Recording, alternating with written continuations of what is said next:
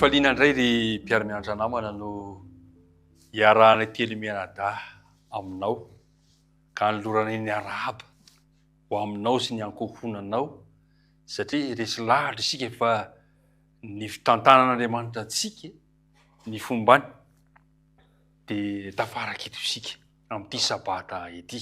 Mirary raha mirary ny fitahiana izay fanomanan'ny tompony amin'ny sabata dia ho azonao. Dia ny fiadan'ny tompo mandrakariva ho aminao sy ny ankohonanao. Andeha angatantsika ny namantsika ato fa ampiraintsika amin'ny vavaka ho fanombohana ny fiarahana.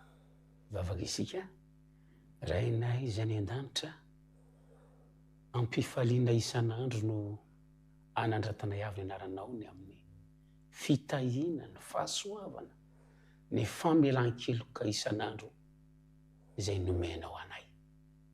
Misaotra anao izay nomenao fotoana indray azonay hiara-hianatra ny teninao. Irao ny fananamasina hitoetra ty anatinay anohana anay ka ny afatra rehetra izay orinesina dia hitondra fanavozana fanantenana ho amin'ny fiainana tsirairay avy. Mitenena tompo fa mihaino ny mpanomponao. Tonona aminaran'ny Jesosy ny vavaka. Amen. Amen. Mifarana amin'ity sabata ity tokoa izy mianadahy mpiara-mianatra namana ny telo volana fiarahana tamin'ny telo hoe mitombo amin'ny fifandraisana amin'Andriamanitra ity. Inoana sy azo antoka fa nisy fitombona atao aminao tao. Zay ny faniriana. Ny lesona fahatelo ambin'ny folo mikasika ny amin'ny hoe mandrakizay. Mahafinaritra aloha hevitra zany izy amindray moa no tsy manira zany hoe mba haniry ny fiainana mandrakizay zany. Zany no hiazakazahana, zany no himatomatesana, zany no hitombotsika amin'Andriamanitra. Izay no lohahevitra ho resantsika amin'ity androany ity kanefa milohan'izay dia andeha ho resantsika ny andinina natao tadiana izay mifanozondrina ny amin'izay mandrakizay izay. Ny lesontsika fahatelo ambin'ny folo mitondra ny lohateny hoe ny mandrakizay dia toy izao ny tsy anjerintsika. Ry malala ankehitriny aza dia zanak'Andriamanitra isika nefa tsy mbola naseho izay ho toetsika rahatrizay. Fantatsika fa raha iseho izy dia ho tahaka azy isika dia izay tena endriny tokoa. Izao na voalohany toko fahatelo andininy faharoa. Isorantsika ny namantsika nanao an'izay andininy natao tadiana izay hoe fa rehefa iseho izy. Le hoe iseho izy rehefa ho avy Jesosy. Raha namorantsika olombelona Andriamanitra dia noharian'Andriamanitra ho aritra mandrakizay. Ary raha voanary antsika izy amin'ny boky mpitoroteny dia lazainy hoe ny mandrakizay aza dia efa nataony tao am-pony. Fa rehefa lavo ny tao amin'ny fahotana isika olombelona dia tsy maintsy nitady ny fomba rehetra Andriamanitra hamerenana indray amin'ny laonina ilay mandrakizay izay tokony ho antsika. Petraka amin'ny fanontaniana hoe manahoana ny fiomananao ny ho avinao. Na tianao na tsy tianao tsy maintsy miatrika ny ho avy ianao. Na miomana ianao na tsy miomana ianao dia tsy maintsy miatrika ny ho avy ianao. Tadio anefa ry mpiara-mianatra namana fa foy ihany io fotoana io etrehanao ny fanomanana ny ho avy io. Foy io fotoana io. Kanefa io fotoana foy io raha itsika ny manarotra ny fotoana foy io dia azontsika ataony miandrandra ilay mandrakizay tsisy fahatapelana. Tsy nozaraintsika telo ny diniky fanaovantsika eto izy mianadahy. Ny voalohany dia ny fotoana fiandrasana. Ny faharoa dia ho resantsika lavalava ny amin'ny fiverenan'i Jesosy ilay isika tonga any amin'ilay tranontsika amin'ilay fiainana mandrakizay hoe inona no ataontsika any amin'ilay mandrakizay ary fizarana fahatelo inona ary no anjarantsika eo am-piandrasantsika an'izay fotoana izay. Ry izy mianadahy mpiara-mianatra namana andao resantsika voalohany ny amin'ilay hoe ny fiandrasana fotoana fiandrasana. Aiza ho aiza amin'ny fotoana tokoa tsika ankehitriny ry namako isany amin'izao fotoana izao. Fiandrasana moa izany ilay toerana aloha izany dia eto an-tanintsika izao. Eto tsika izao miandry. Ary rehefa mijery ny manodidina isika dia henontsika ihany koa amin'ny ireny hainao manjery ireny fa miamikorotana izany izao tontolo izao miamitaraina ny olona efa tena eran'izao tontolo izao mihitsy zany a. Ary tsy mahagaga zany satria efa voalaza amin'ny baiboly rahateo. Efa fantatsika tsara angamba ilay ao amin'ny Matthieu 4:1-9 fa misy famantarana anambaran'i Jesosy ao mikasika amin'ny hoe fantomoran'izany farany zany. Ohatry ny ahoana ny zavatra iseho any am-parany. Mety indraindray manko sika noho ny zavatra miseho manodidina sy ny voizina eto amin'izao tontolo izao dia mety mieritreritra hoe mihatsara ka jereo fa mandroso ny teknôlôjia, misy mitady fanafody maro be misy mitady fanafody amin'ny tsy fahafatesana azy. Kanefa ny voalaza amin'ny baiboly dia izao miharatsy izao fiainana izao. Reto avy ilay famantarana voalaza ao amin'ny Matthieu 4:1 teo hoe hisy ady sy filazanady. Mitombo. Ary efa tsy izoviana amintsika moa zany ankehitriny entsika amin'ny vaovao. Firenena mitsangana mely firenena, mosary, arety mandringana efa namoy ava-malala tamin'izany arety mandringana zany sika. Horohorontany fanenjehana. Zany hoe tena mihamafy zany ny toe-javatra izay miseho eto amin'ity tontolo iainantsika ity ary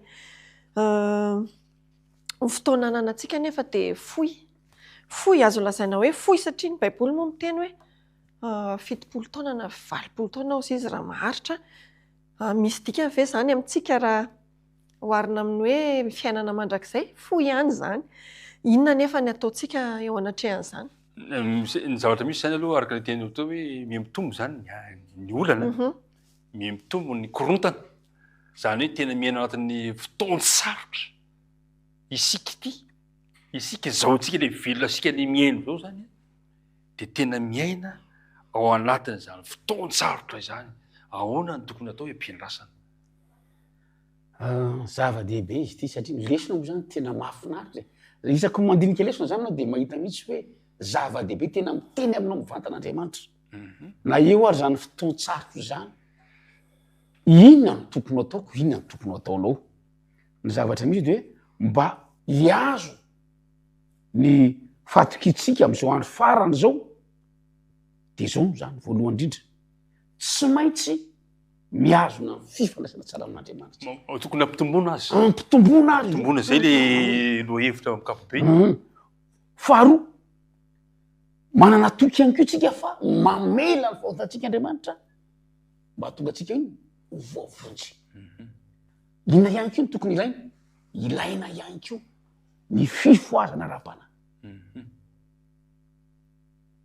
Fahatelo manarak'izay, mila vavaka tahaka ny asa hafa ihany koa tsika.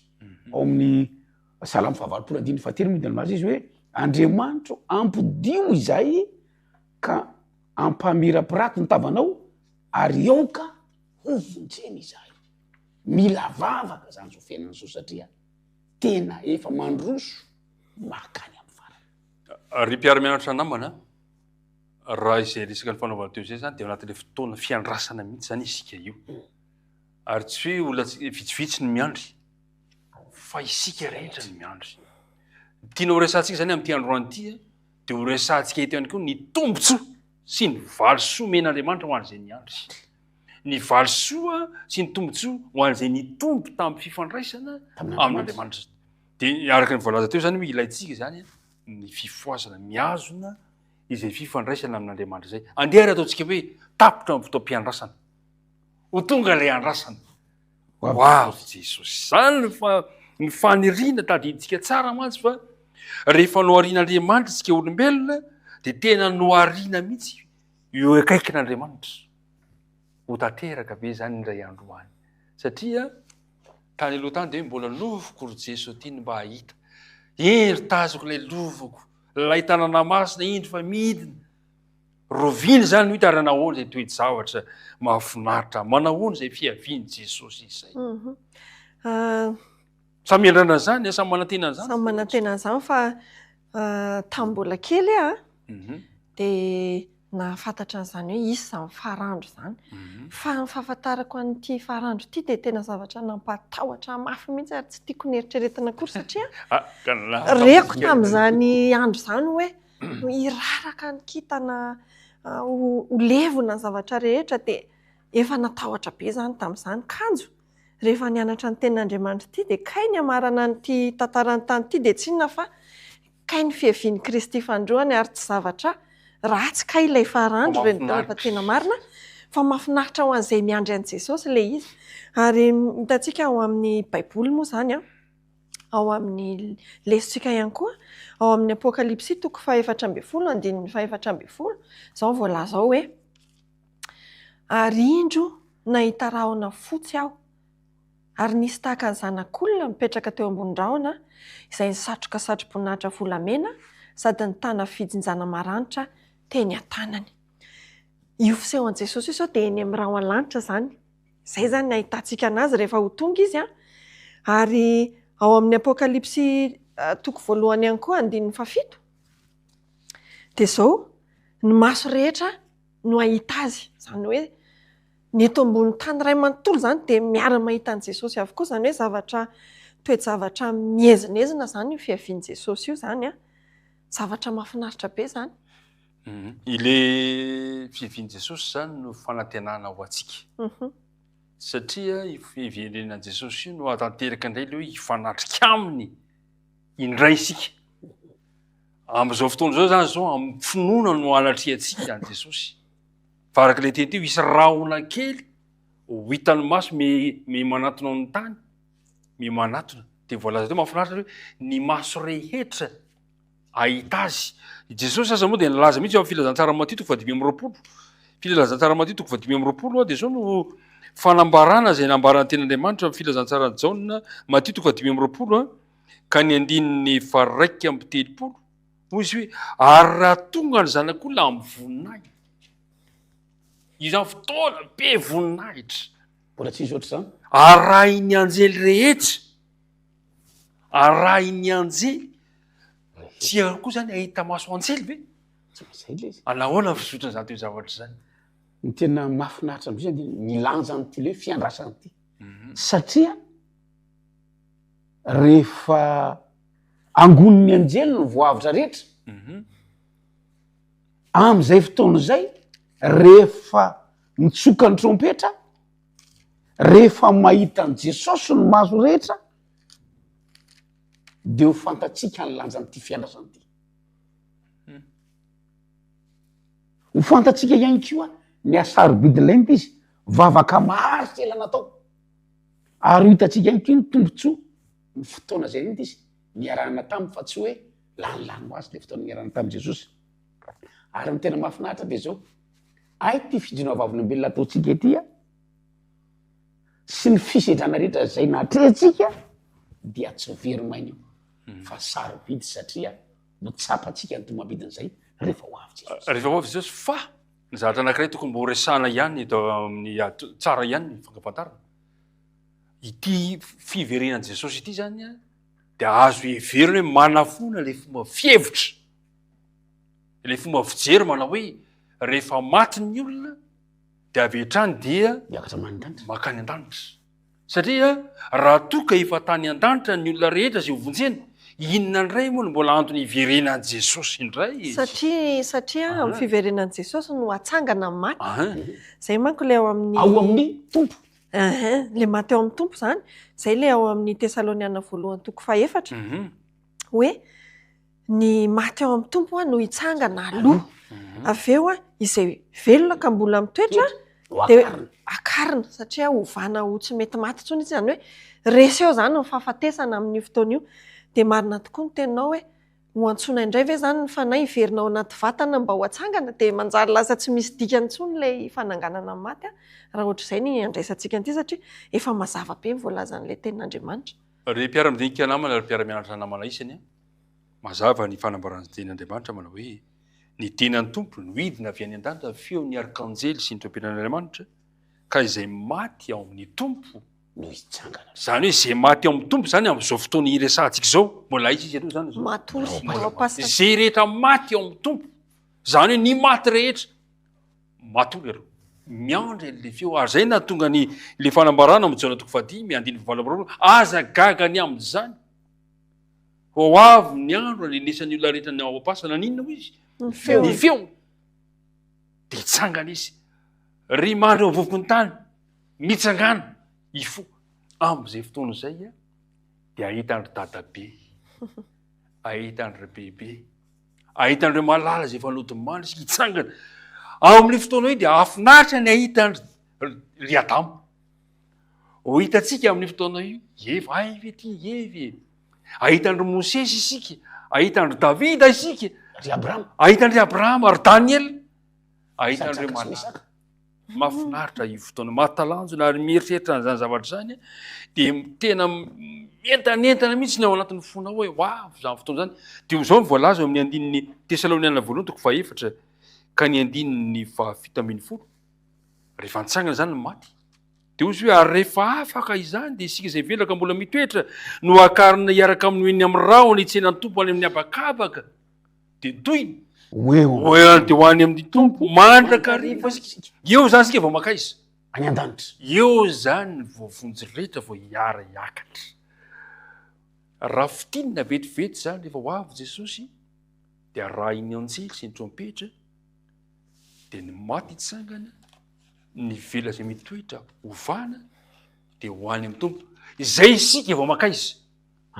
io la tanteraka am'izay le teny Jesosy manao hoe aza malahelo ny fonareo minoa an'Andriamanitra ary minoa ikeo ao an-trano raiky fitoerana maro fa raha tsy zany de efa nilaza taminareo fa ho avy ny ray andrainareo any amiko ka izay toerako toeranareo koa petraka ny fanontaniana izy menata any an-tranontsika zany zao saintsainy zany zao isika hoe efa any ankehitriny inona ny miandry atsika inona nataontsika manahoana ny fifaliana ny am'izay fotoana izay efa any an-tranontsika amin'ny fotoana io zay moa le fanantenana mahafinaritra mahatonga atsika mbola tena matanjaka sy mahery eto satria manana an'izany fanantenana zany tsika zay tena ho tanteraka fa tsy hoe no fotsiny fa tena ho tanteraka zany araka ny finoantsika tonga ny tranontsika ozy ianao aiza moa zany le trano io zany le trano a no maniny Jesosy ho atsika arak'ilay nyteneniny ao amin'ny baiboly ao ihany hoe andeha hanomana fitoerana ao anareo ao amin'ny Apokalipsy toko 1:20 ao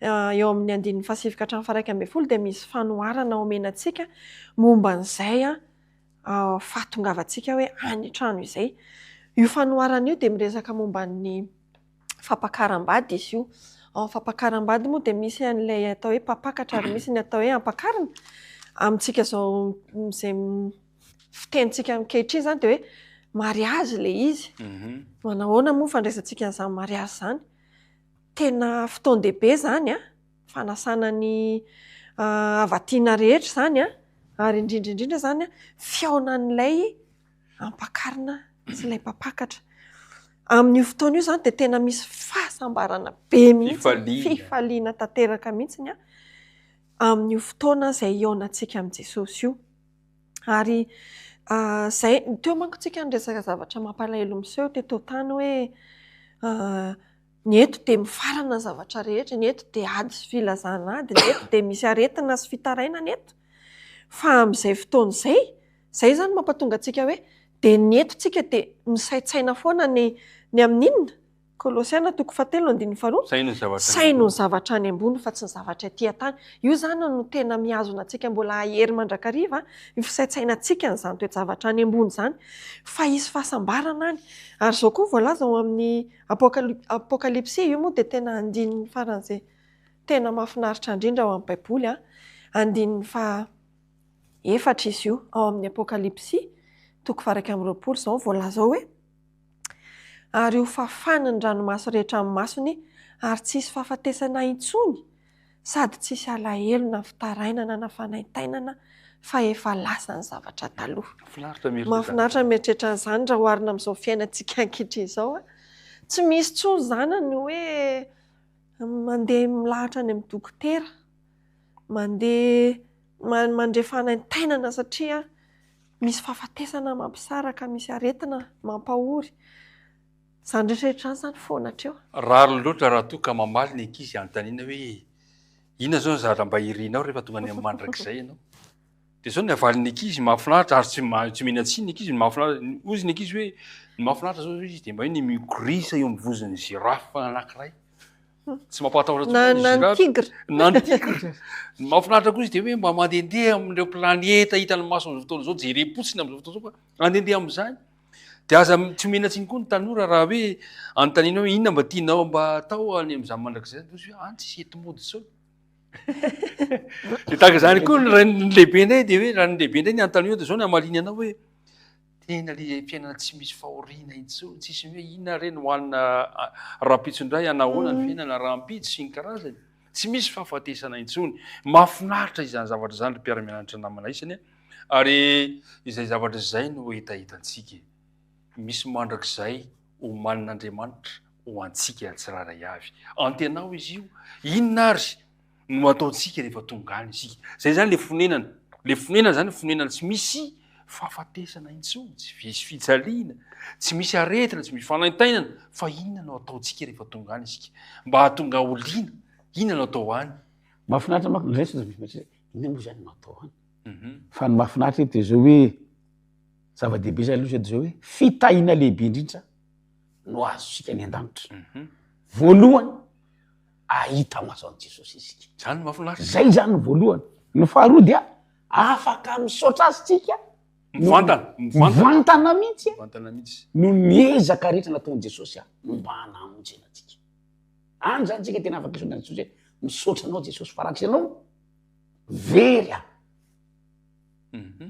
fa telo malaka zay ko zavatra misy ihany ko de zao hoe manana ndraikitra ihany ko tsika any zay maniry fiainana malak'izay satria mbola afaka mampitombony iny tsika mbola afaka mampitombony iny fahalalana ihany ko zany tsika rehefa any an-danitra any ny zavatra misy ihany ko de zao hoe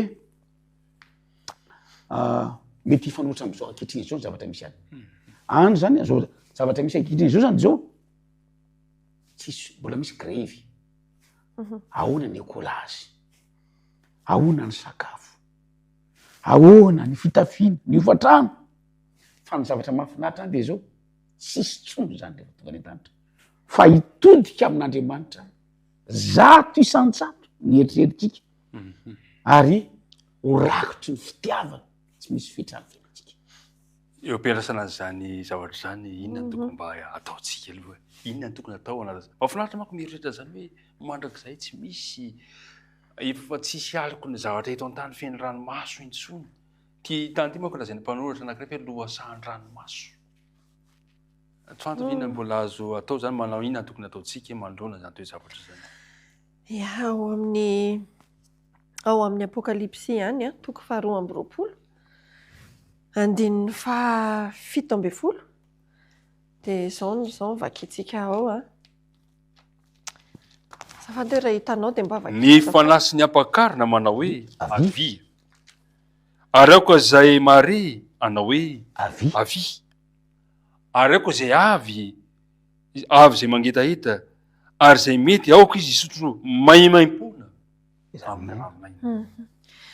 io zany le misy an'le teny hoe avia io de manana ndraikitra isika ifampitaona ho any an-danitra ary rehefa nomena maimaim-pona isika de manome maimaim-pona isika ary rehefa nahitan'ilay loharanonaina isika de miantso ny olona koa avia koa nareo mba hisotro manana ndraikitra zany tsika hitaona ny havatsika manomboka eo amin'ny tokantranontsika foana moa zany zay rehefa avy eo amin'ny tokantranontsika de minamantsika sy ny hatrany amin'ny farany tany ozy ny baiboly manana ndraikitra tsika ary tsy tokony hoketraka tsika eo am-piandrasana satria zao manana n'ilay fanantenana velona isika ary mifanantenantsika am'lesontsika tany aloha fanantenantsika tsy mampamenatra zany hoe ny dikan'izany zany de hoe tsy hoe fanantenana pokaty zany fa fanantenana tena ho tanteraka zany ary zay ny antony hoe tsy mahaketraka atsika eo am-piandrasana zany ary taomantsika ny namantsika mihitsiny ho am'izany lanitra izany zay mihitsy le ndraikitsika nge zay ny antony ametrahana atsika tao am'ty fiainana ty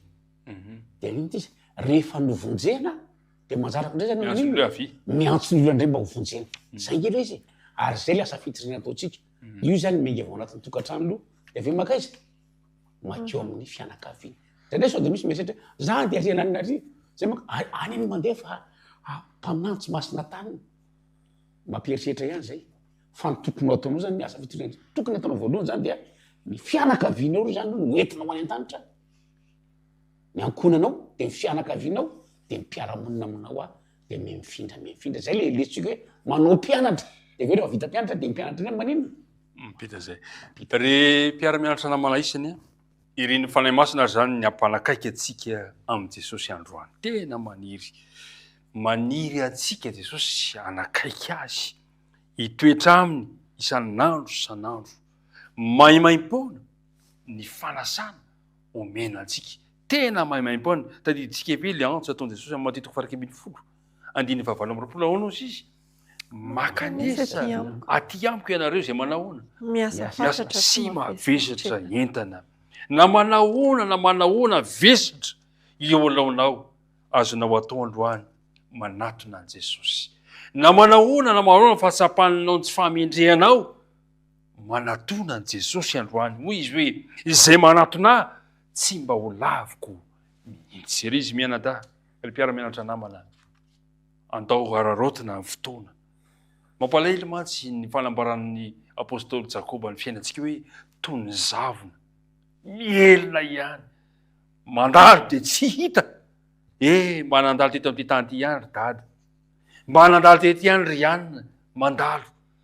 Fa andrandrao io mandrakizay io, tsy misy fahataperana fa fiainana mandrakizay fanaritava isika izay fanodimandry hatramin'izay. Inona ary no teny azona lazaina ifampahirizana sady famarana antsika izao fiarahana izao amin'ity 3 volana ity. Inona ny mba teny farany mba azonao apetraka, inona mba teny farany azonao apetraka amin'ny tianantsika ny dinika ny fanaovantsika androany. Misy teny ao amin'ny fizarantsika amin'ny lesona soma ao zany tsika zany eto tany dia mitady vola sika, manao zay rehetrarehetra ataontsika mba ho velona, ny sakafo ara-nofo zany no tena tadiavintsika eto ohatrany hoe mba ho velona eto tany. Fa ahoana ny ataontsika raha mba te ho velontsika mandrakizay any an-danitra dia misakafo hohanina ihany koa. Tsy inona izany fa ny tenin'Andriamanitra. Ary tahaka ny sakafo ara-nofo izay tsy maintsy hohanina isan'andro, tenin'Andriamanitra koa dia tsy maintsy hohanintsika isan'andro, maraina atoandro hariva izany. Raha tiantsika ny ho velona mandrakizay, tsy maintsy mandray ny fivavahan'i Kristy amin'ny alalan'ny fihinanana ny tenin'Andriamanitra isika. Zao manko raha tsy mizatra teny izao tsika amin'ny rivo-piainana any an-danitra izay madio, dia tsy ho tiantsika zany ny rivotra madio sy masina izay hany. Raha tsy hiainantsika dia ny eto tany zany. Manjary tsy ho afa-po akory isika ary tsy ho tiantsika akory ny hipetraka any raha tsy eto tsika dia efa tia miaraka amin'ny Jesosy. Dikan'izany zany azontsika hiainana dia ny eto tany sahady ny any an-danitra. Dia zavatra vaovao mafaly moa zany, fa tsy hoe miandry ela be vao afaka ny hiainana ny fiainan-danitra, fa dia ny eto isika dia afaka miaina izany amin'ny fanarahantsika fiainana kanto tony asambarana fatratra ery ento fihinana azy. Ny afatra tiako ambara dia zao hoe ny farina tsy hoe fitarany tany ity.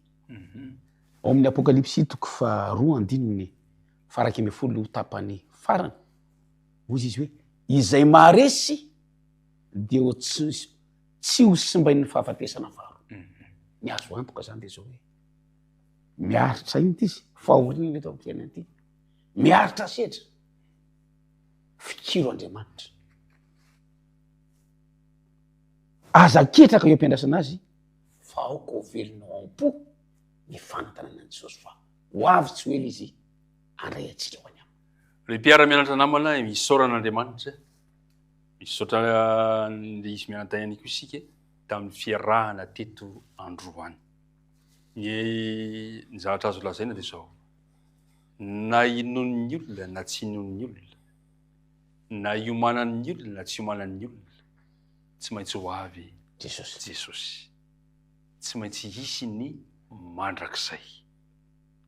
Fa andeha isika hanao tahaka ny nataon'ny Jaona. Raha ny teny Jaona raha vao nahita an'i Jesosy Jaona, raha vao nahita azy Jaona dia hoy Jesosy Jaona manao hoe indro ny zanak'Ondrin'Andriamanitra. Dia raha vao nandre an'izany teny Jaona zany ny mpianatra, dia zao ny voalaza: dia nanaraka an'i Jesosy. Eo am-piandrasana ny fiavian'i Jesosy dia manarahany Jesosy teny ankehitriny. Ndao hanaraka azy, aza tsara ny fifandraisana amin'ny Jesosy, manaraha azy.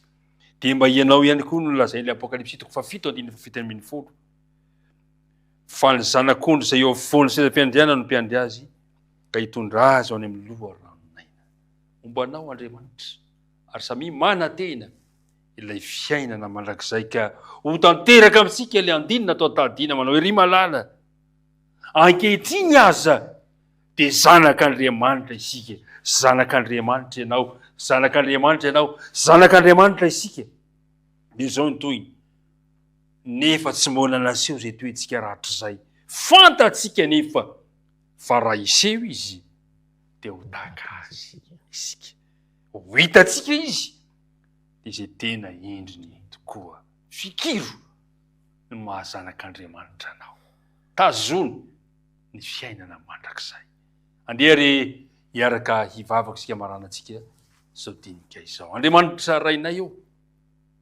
misaotra anao zahay fa nandritra ny 3 volana dia nampianarinao anay ny fitombona amin'ny fifandraisana aminao ary tamin'ity androany ity aza dia nampafantarinao anay sady ny tombotsoa amin'izany fitombona amin'ny fifandraisana aminao izany dia ny fiainana mandrakizay irenay tompo mba samy ho tonga amin'ilay mandrakizay izahay samy ho voavonjy izahay sy ny ankohonanay ho voavonjy ao mpiara-mianatra izao ho voavonjy ny firenenay ho voavonjy ny mpiara-belona aminay io mpiandrasana an'izany anefa dia tario amin'ny fanahinao masina izahay mba hanaraka n'ilay zanak'ondry naiza alehany dia tantany io izahay mandritra ty sabata ty tononona ny vavaka noho ny amin'ny anaran'i Jesosy amen.